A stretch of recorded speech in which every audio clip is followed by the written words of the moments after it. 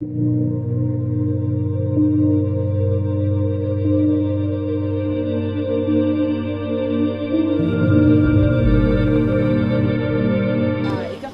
po natin na yung bata po ay totoo pong estudyante.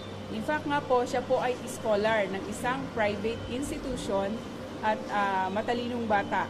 At nagsusumikap lamang po na madagdagan yung mga pangangailangan nila sa kanilang eskwela dahil po kade-demolish lang daw po ng bahay nila. At yun po ay pinatunayan din ng barangay kung saan po nakausap din po namin yung barangay kung saan sila nakatira.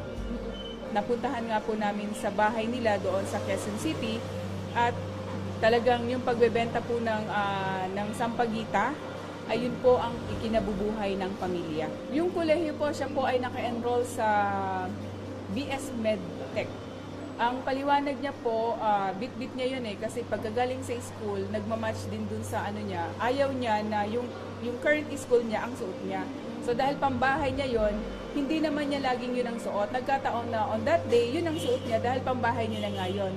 Kumbaga, ipinapalit niya pagkagaling niya sa eskwela. But there are times din na naka-t-shirt siya. Nagkataon na since pambahay niya na yun ang suot niya that time na nangyari ang insidente. Ang sabi niya, kaya siya dito sa may Mandaluyong area nagtitinda kasi mas mabilis ang kanyang benta.